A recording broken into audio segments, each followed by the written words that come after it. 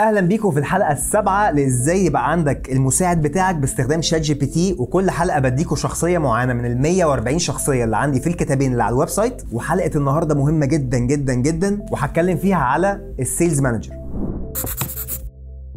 مين فينا مش بياع؟ كل الناس بتشتغل سيلز، بس عشان اكون دقيق اول مره دي انا هتكلم على السيلز مانجرز، الناس اللي بتشتغل فعلا في البيع ايا كان مجالك ايه. للي ما يعرفنيش انا اسمي خالد رضوان وعندي كتابين على الويب سايت، واحد للفريلانسرز وواحد للبيزنس. الكتابين فيهم حوالي 140 شخصيه، كل شخصيه منهم هتاخدها بس كوبي بيست وتحطها في تشات جي بي تي وهيبقى عندك المساعد بتاعك بالظبط. مش بس كده، مع كل شخصيه في حوالي 15 برومبت يساعدوك ازاي تسال تشات جي بي تي الاسئله المخصصه للشخصيه دي. يعني ما عندكش حجه انك ما تستخدمش الاي اي في حياتك او في شغلك، وتفرق نفسك فعلا ما بينك وما بين غيرك. وعشان اوريكم الفرق ما بين الاثنين، تعالوا دلوقتي ناخد سؤال نساله لتشات جي بي تي العادي اللي هو هيرد رد الجنرال، وهنسال نفس السؤال ده لتشات جي بي تي بعد ما عملنا كوبي بيست للشخصيه اللي موجوده في الكتاب. يلا بينا. طيب ده تشات جي بي تي سيلز مانجر اللي هو عنده الشخصيه اللي انا حاطط فيه الشخصيه في السيتنجز، وهنا بقول بروفايد، نتك على السؤال.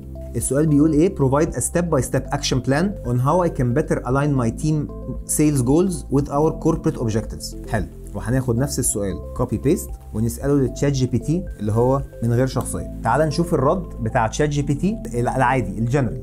اول حاجه understand corporate objectives، حلو. assess current sales goals and performance، جميل. identify alignment opportunities، برضو تمام مفيش مشاكل. set aligned sales goals، الردود كويسه جدا مفيهاش اي مشكله للتشات جي بي تي الجنرال، واعتقد دي الاجابه الجنرال اللي كله بيشوفها وبيزهق منها جدا. تعال نروح للتاني. طيب understand corporate objectives، حلو، هو اداها لنا في نقطتين، التاني اداها لنا في نقطتين برضو. document and analyze و communicate with leadership، تمام. هنا قال لنا ايه؟ review corporate objectives identify relevance to sales، حلو. الحته دي مهمه قوي، اللي هو بيقول ايه علاقه او الريليفنسي بتاعت الاوبجكتيفز دي للبيع. الاولانيه ما كانش قايل الحته دي، كان قايل بس document and analyze، فدي حته مهمه جدا. فبالتالي كده ما عارفين ان الشخصيه دي فعلا فاهمه هي بتتكلم عن ايه. assess current sales goals، develop aligned sales goals، communicate and educate، implement، establish monitoring and feedback mechanism، celebrate and adjust، وadditional tips موجوده عندك. حلو، يعني باين جدا الفرق ما بين الاجابه دي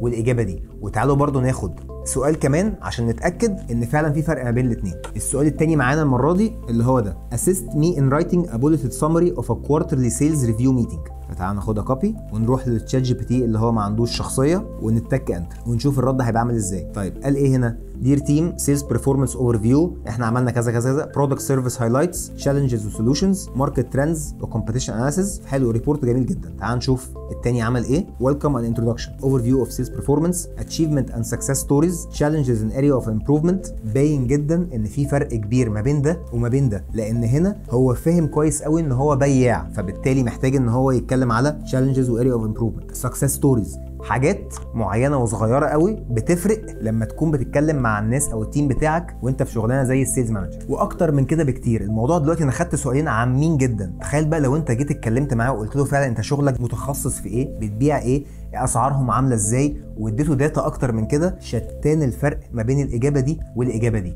هتلاقي فروقات رهيبه. فلو عايز تعرف اكتر الكتاب بيتكلم عن ايه او حبيت الشخصيه دي، خش على الويب سايت وهتلاقي الكتب موجوده وتقدر تعرف كل كتاب فيه انهي شخصيه. ولو لقيت ان الفيديو ده فادك فعلا يا ريت تعمل له شير. يا رب اكون فدتكم. اشوفكم الحلقه اللي جايه. سلام عليكم.